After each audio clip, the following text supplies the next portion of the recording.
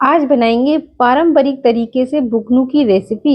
ये बुकनू ना कानपुर और कानपुर के आसपास के इलाकों में बहुत ही फेमस है। इसके बिना खाना अधूरा है। इसके बिना सुबह की चाय में यदि आप पराठा पूड़ी भी खाते हैं तो वो भी अधूरी है, क्योंकि जब बुकनू होता है तब पराठे और पूड़ी का स्वाद जो होता है वो दो गुना हो जाता है। हम लोगों की तरफ बुकनू जो होता है वो हर थाली की शान होता है। तो चलिए फिर बनाते हैं ये ट्रेडिशनली बुकनू की रेसिपी। इसे बनाने के लिए मैंने ये आधा किलो हल्दी ले ली है, और ये जो हल्दी है ये लंबी वाली है, गांठ वाली मोटी वाली हल्दी नहीं है। तो इसके लिए यही हल्दी लीजिएगा आप। ये आधा किलो हल्दी है, इसे हम एक बड़े से बर्तन में डाल देंगे और अब इसमें डालेंगे पानी। पानी डालकर सबसे पहले हल्दी को खूब अच्छे से रगड़कर धो लीजिए, तो इसकी जो भी डस्ट होगी या थोड़ी बहुत इसकी इम्प्योरिटी होगी वो निकल जाएगी। तो देखिए इसका पानी गिरा कर मैं निकाल देती हूँ और फिर मैंने इसमें साफ पानी डाल दिया है। अब इस हल्दी को हमें पूरी रात के लिए छोड़ देना है ताकि ये अच्छे से फूल जाए। और ये देखिए जब सुबह टाइम हम देखेंगे तो हल्दी की गांठें कैसे बड़ी बड़ी हो गई हैं फूल करके, और पहले से ज्यादा मोटी हो गई हैं। तो अभी हमें क्या करना है, इस हल्दी को हम पानी से बाहर निकाल लेंगे। तो ये देखिए इस तरीके से हम पहले इसे पानी से बाहर निकाल लेंगे। आप चाहें तो एक स्ट्रेनर में निकाल लें, मैं इस तरह से ट्रे में ही निकाल ले रही हूँ। तो पूरी हल्दी को अच्छे से हम पानी निकाल कर इसमें रख लेते हैं। और ये देखिए हल्दी को हमने निकाल लिया है। अब ये जो पानी है इसे फेंकना नहीं है, आप चाहें तो इसे दाल सब्जी भी डाल सकते हैं या आप इसे पौधों में डाल दीजिएगा। अब एक सिलबट्टा लिया है मैंने और उस पे देखिए हल्दी को इस तरीके से हम कूट देंगे, यानी कि हल्का हल्का जब इसे कुचल देंगे ना, तब इसका जो अंदर से अच्छे से ये सूखेगा, क्योंकि इसे हमें सुखाना है। तो इस तरीके से पूरी हल्दी को मैंने ये कूट कर तैयार कर लिया है और अब चलते हैं धूप में इसे फैलाने के लिए। तो इस तरीके से एक साफ-सुथरा कपड़ा बिछा देंगे, कोई चादर बिछा दीजिए जो आप यूज़ ना करते हो लेकिन साफ-सुथरी हो, उसमें आप इसे फैला दीजिए, क्योंकि इसके जो दाग हैं वो जाते नहीं हैं। तो ये देखिए हमारी हल्दी जो है इसे मैंने पूरे दिन के लिए धूप में डाल दिया था। अगर धूप नहीं है तो आप पंखे की हवा में भी डाल सकते हैं। तो ये सूख गई है, बहुत ज़्यादा नहीं सुखाना है कि बिल्कुल कड़क हो जाए, बस इतना कि इसका पानी निकल जाए। तो देखिए हल्दी को अभी साइड में रखते हैं और सामग्री देख लेते हैं कि इसमें क्या पड़ेगा। ये मैं ले रही हूँ 25 ग्राम पीपली। पीपली जो होती है खांसी जुकाम में बहुत ही फायदा करती है, साथ ही सांस लेने में जिन्हें दिक्कत है उसके लिए भी बहुत ही फायदेमंद है। और ये मैं ले रही हूँ 25 ग्राम पीपरामूल। पीपरामूल हमें कब्ज से राहत दिलाने में बहुत ही मददगार होता है, साथ में जिन्हें नींद नहीं आती है उनके लिए भी बहुत ही बेनिफिशियल है। तो ये सारी चीजें हम बुकनू में जरूर डालते हैं। अब इसके बाद ये मैं ले रही हूँ हर। हर तो आप सभी को पता है कि पेट के लिए बहुत ही रामबाण औषधि होती है, तो इसमें छोटी और बड़ी हर मैंने मिक्स करके ले लिया है, 100 ग्राम है। साथ में ही मैं 50 ग्राम ये अजवाइन ले रही हूँ। अजवाइन तो पेट के लिए बहुत ही फायदा करती है। साथ में ही ये हींग ले ली है मैंने। और ये 150 ग्राम मैं ले रही हूँ सोंठ। सोंठ यानी कि जो अदरक होती है वो सुखा कर बनाया जाता है। सोंठ भी बहुत ही फायदा करती है, खांसी जुकाम में भी फायदा करती है सोंठ, साथ ही पेट के लिए भी अच्छी होती है। तो अब इन सभी सामग्री को हमें तेल में फ्राई करना है, यानी इन्हें भूनना है। तो मैं ले रही हूँ एक पैन। पैन में मैंने डाल दिया है सरसों का तेल। शुद्ध सरसों का तेल है जो कि मेरे खेतों में लाही होती है, उसी को मैं घर में ही तेल बनवा कर फिर ये इस्तेमाल करती हूँ। तो अब देखिए इस तेल में हमें डालना है सबसे पहले हल्दी। तो हल्दी को हमें इसमें भूनना है, फ्लेम को लो रखेंगे और लो फ्लेम में हल्दी को भूनना है। हल्दी डालते ही इसमें ढेर सारी झाग आने लगेगी, लेकिन जैसे जैसे हल्दी भून जाएगी तो ये झाग अपने आप खत्म हो जाएगी। तो धीमी आंच में भूनेंगे ताकि हल्दी अच्छे से भून जाए, तेज आंच में ना भूने। इसे भूनने में कम से कम 5 मिनट का समय लग जाएगा एक बैच को। तो इसे धीमी आंच में इसी तरीके से हमें भूनना है, आंच को तेज बिल्कुल भी नहीं करना है। धीरे धीरे हल्दी अपना रंग बदलना शुरू कर देगी, तो देखेंगे आप कुछ देर में हल्दी में थोड़ा सा लाल कलर सा आपको दिखने लगेगा। तो जैसे ये कलर दिखने लगे तो आपको समझ जाना है कि हल्दी अच्छे से भुन चुकी है। तो बस अब इसे हमें निकाल लेना है। तो एक स्ट्रेनर लेंगे और स्ट्रेनर में इसे हम निकालेंगे ताकि जो एक्स्ट्रा ऑयल है वो निकल जाए। तो अब देखिए पूरी तरीके से हल्दी हमारी पक चुकी है, अंदर तक खस्ता हो चुकी है। तो इस बात का ध्यान ज़रूर रखें कि इसे भूनने में कम से कम 5 मिनट का समय एक बैच को भूनने में लग जाता है। इससे पहले अगर आप निकालेंगे तो आपकी हल्दी हो सकता है कच्ची न रह जाए। तो बाकी अगर आपकी हल्दी जैसे आपने कूटा था ना उस समय बहुत बड़ी नहीं है, छोटी-छोटी कूटा है तो जल्दी भुन जाती है। तो इस तरीके से इसे हम निकाल लेंगे और एक्स्ट्रा ऑयल निकाल करके इसे हम एक अलग बड़े बर्तन में निकाल लेंगे और सारी सामग्री उसी बर्तन में हम रखते जाएँगे। तो देखिए इस तरीके से जो इसका एक्स्ट्रा ऑयल है वो निकल जाएगा। अब इसे हम एक बड़े से बर्तन में रख लेंगे ताकि सारी सामग्री इसी में एक साथ ही आ जाए। अब सेकंड बैच को भी हम इसमें डालकर भून लेंगे। तो मैंने इधर पूरी हल्दी डाल दी है, अब इसे भी हम भून लेंगे।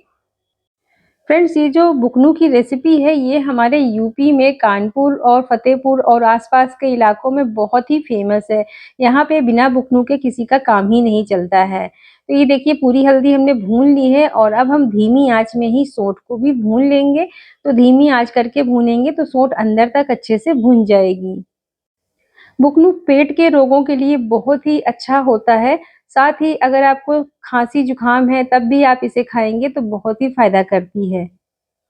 अगर आपको कब्ज़ वग़ैरह रहता है तब तो ये बुकनू बहुत ही रामबाण औषधि का काम करती है। तो ये देखिए सोंठ भी धीरे-धीरे फूलना शुरू हो गई है। धीमी आँच में ही मैं इसे भी फ्राई कर रही हूँ और कुछ ही देर में आप देखिएगा गुब्बारे जैसी ये फूल जाती है।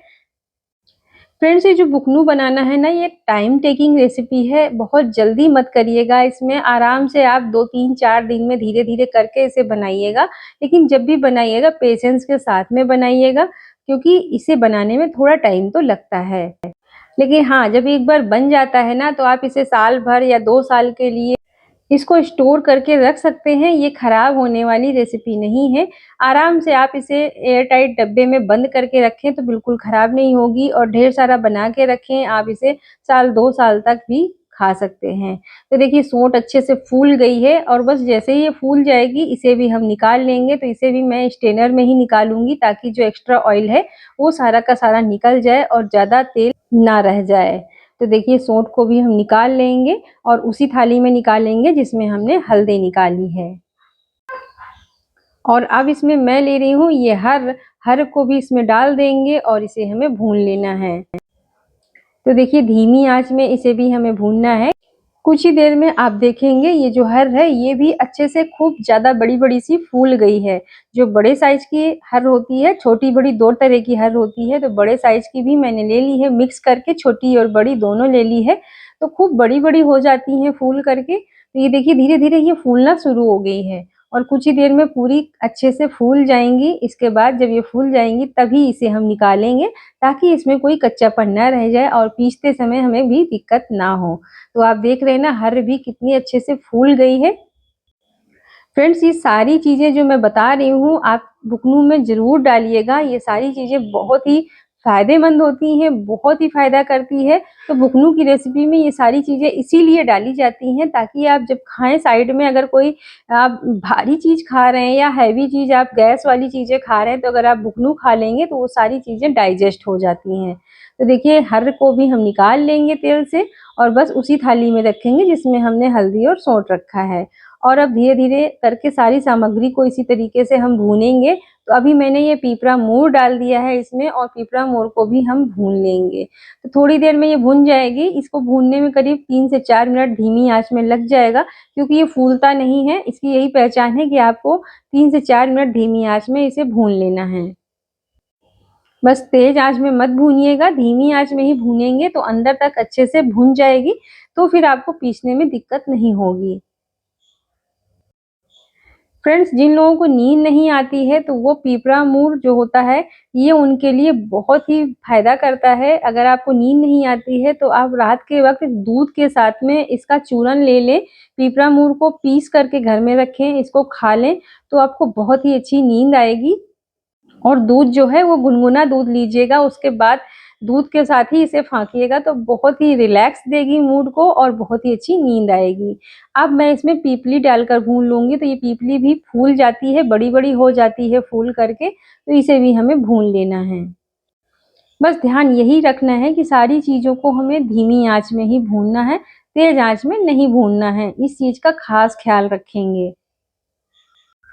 फ्रेंड्स, इस रेसिपी को कोई भी बना सकता है, इसमें कोई ऐसा नहीं है कि आप बना नहीं सकते हैं घर पर, ईज़िली आप बना सकते हैं इसे, बस थोड़ा-सा टाइम टेकिंग है। इसे आराम से आप बनाइएगा बिना ऊबे तो बहुत ही अच्छे से आप इसे बना पाएँगे। तो देखिए पिपली को भी हम निकाल लेंगे और अब देखिए इसमें जो एक्स्ट्रा ऑयल है, इसे मैं अलग बाउल में निकाल लेती हूँ। तो ये देखिए पहले हमें पूरा एक्स्ट्रा ऑयल निकाल लेना है। और अब एक्स्ट्रा ऑयल को हमें फेंकना नहीं है, इसे मिसयूज़ नहीं करना है, इसे हमें भरकर एक ठंडा कर लेंगे, इसके बाद एक कंटेनर में भरकर रख लीजिए। और सर्दियों में अगर आपके घर में छोटे बच्चे हैं तो उनकी इसकी मालिश करिएगा तो बहुत ही फ़ायदा करेगा फ्रेंड्स, यकीन मानिए। या आप बड़े भी हैं तो भी आप इसे लगाइएगा तो बहुत ही अच्छा है। और ये है जायफल, इसे मैं बताना भूल गई थी, 2 जायफल मैंने लिए हैं, इन्हें मैंने कूट लिया था, थोड़ा-थोड़ा फोड़ लिया है और इसके बाद इसे भी हम भून लेंगे जायफल को भी। ये भी बहुत ही फ़ायदा करता है तो इसे भी ज़रूर डालिएगा। तो बस थोड़ी देर इसे भी लगते हैं, 1 आध मिनट भूनिएगा और उसके बाद इसे भी हम निकाल लेंगे। तो बस एक्स्ट्रा तेल जैसे ही निकल जाए इसे भी उसी थाली में हम निकाल लेंगे। अब ये कम तेल में मैंने ये अजवाइन डाल दी है। ज़्यादा तेल में अगर डालती तो अजवाइन पे तेल-तेल हो जाता तो वो दिक्कत करता, इसलिए तेल मैंने निकाल लिया है और थोड़े से तेल में डालकर इसे भून लेंगे। अच्छे से ये फूल जाएगी कुछ ही देर में और बहुत ही अच्छी खुशबू आने लगेगी। ये समझ लीजिए इस समय मेरा जो किचन है पूरा खुशबू से भर गया है, मसालों की खुशबू से। इतनी अच्छी स्मेल आ रही है पूरे किचन में कि मैं क्या ही बताऊँ। तो देखिए अजवाइन अच्छे से फूल गई है, बहुत ही अच्छे से भुन भी गई है। अब इसमें हम हींग डाल देंगे। जो हींग मैंने पूरी डिब्बी ली थी ना वो मैंने इसमें पूरी डाल दी है। जो सारी सामग्री का मेज़रमेंट है वो मैं डिस्क्रिप्शन में लिख दूँगी, वहाँ जाकर आप ज़रूर चेक करिएगा। तो देखिए इसे भी डालकर हम भून लेंगे, बस 1 आध मिनट ही भूनेंगे, ज़्यादा नहीं भूनेंगे। भूनने से क्या होता है कि सारी चीज़ों का कच्चापन निकल जाता है, सारी चीज़ें फ्राई होती हैं और फिर उसका मॉइस्चर नहीं रहता है, तो हमारा जो मटेरियल बनेगा बुकनू का वो बहुत ही लंबा चलेगा और ख़राब नहीं होगा। तो देखिए अजवाइन भी हमारी अच्छे से भून चुकी है, अब इसे भी हम उसी थाली में निकाल लेंगे जिसमें हमने हल्दी निकाली थी। तो सारे मटेरियल को हमने एक बर्तन में निकाल लिया है और अब हमें क्या करना है, इस मटेरियल को थोड़ा-सा ठंडा हो जाने देना है। और जब ठंडा हो जाएगा इसके बाद फिर मैंने ये लिया है खलबट्टा। ये सबके घर में ही होता है, अगर नहीं है तो आप सिलौटी जो होती है घर में पत्थर वाली उसपे भी आप ये कूट सकते हैं। तो इसे डालकर हमें हल्का-हल्का क्रश करना है यानी छोटा करना है, क्योंकि मिक्सी में इकट्ठा हम पीसेंगे तो पिसेगा नहीं और जो मिक्सी है वो फँस जाएगी। तो इस तरीके से हम थोड़ा-थोड़ा खलबट्टे में इसे डालेंगे और छोटा कर लेंगे, इसे कूट लेंगे। इस तरीके से करने से हमें आसानी होगी इसे मिक्सी में पीसने में। तो देखिए थोड़ी देर में, क्योंकि सारी चीज़ें भुनी हैं इसलिए बहुत ही आसानी से ये छोटा हो जाएगा, बिल्कुल भी मेहनत नहीं करनी पड़ती है। और देखिए बहुत ही आराम से ये सारी चीज़ें छोटी-छोटी, बस इसमें टाइम देना है, इस बात का हमें ध्यान रखना है, टाइम तो देना पड़ेगा। कोई भी अच्छी चीज़ अगर हमें खानी है, बनानी है तो उसके लिए टाइम तो लगता है। तो ये देखिए इस तरीके से जब हम कूटेंगे तो सारी चीज़ें धीरे-धीरे छोटी हो जाती हैं। अब जब छोटा हो जाएगा तो इसे पीसने में बहुत ही आराम हो जाएगा। ये देखिए सारी हल्दी पहले से अब छोटी हो गई। तो इसे एक अलग बर्तन में हम निकाल लेंगे और सारे मसाले को इसी तरीके से हम पीस कर तैयार कर लेंगे। तो ये देखिए हमने पूरा मसाला पीस कर तैयार कर लिया है और अब हम चलेंगे मिक्सी की तरफ, जहाँ इसे हम बिल्कुल बारीक पीसेंगे। तो मैंने ये ले लिया है ग्राइंडर जार और अब इसमें हम इस मसाले को डालेंगे, थोड़ा-थोड़ा डालेंगे, एक साथ नहीं डालेंगे। थोड़ा-थोड़ा डालेंगे तो अच्छे से ये बारीक हो जाएगा और इसे मैंने पीस लिया है। तो ये देखिए इस तरीके से पीस कर ये तैयार हुआ है। अब हमें क्या करना है कि एक हम छन्नी ले लेंगे और छन्नी में डालकर हमें इसे छान लेना है। तो जो भी इसके बड़े टुकड़े होंगे वो सब निकल जाएँगे और छोटा-छोटा जो पाउडर है जो हमें चाहिए वो हमें मिल जाएगा। तो पहले इसे हम छान लेते हैं। तो ये देखिए इस तरीके से इसे हम छान लेंगे। छान लेने से जो हमें बुकनी चाहिए वो पाउडर फॉर्म में मिल जाएगा बिल्कुल बारीक होकर के, और ये जो बड़े टुकड़े हैं ना इसे हम फिर से मिक्सी के ग्राइंडर जार में डाल देंगे और बाकी जो बचा हुआ मसाला है उसी के साथ में इसे हम फिर से पीस लेंगे। इस तरीके से करने से जो ये एक्स्ट्रा निकल रहा है ये भी पीस जाएगा और हमारा पूरा थाली वाला बुकनी भी पीस जाएगा। तो ये देखिए मैंने पूरा का पूरा मसाला पीस कर तैयार कर लिया है और अब ये हमारा मसाला बिल्कुल तैयार है। अब चूँकि ये मिक्सी में पीसा गया है तो थोड़ा-सा अभी गरम है, इसलिए इसे हम थोड़ी देर रख देंगे और ठंडा हो जाने देंगे। तो देखिए हमारा पूरा मसाला ठंडा हो गया है, अब इसमें हम डालेंगे नमक। तो ये मैं ले रही हूँ काला नमक 50 ग्राम और ये है सेंधा नमक 50 ग्राम। दोनों नमक इसमें हम मिला देंगे। अब फ्रेंड्स देखिए नमक मैं अपने स्वाद के अनुसार डाल रही हूँ। अगर आप ज़्यादा नमक खाना पसंद करते हो तो आप थोड़ा ज़्यादा नमक भी ऐड कर सकते हैं। आप टेस्ट करके देख लीजिएगा। वैसे मार्केट में जो बुकनी मिलता है उसमें काफ़ी ज़्यादा क्वांटिटी में नमक होता है। लेकिन अब ये हम घर में बना रहे हैं तो अपने टेस्ट के अकॉर्डिंग ही नमक डालेंगे। अब नमक को इसमें हम अच्छे से मिला लेंगे इस तरीके से, या आप चाहें तो दोनों हाथों से अच्छे से मसल करके मिला सकते हैं। इसे हम मिक्सी में साथ में मसालों के नहीं पीसते हैं नमक, क्योंकि अगर हम साथ में पीसेंगे तो हमारा बुकनू तो नहीं पीसेगा, हल्का दरदरा रह जाएगा और जो नमक है ना वो पसीजने लगेगा। इसलिए नमक को हमेशा बाद में ही मिलाना है।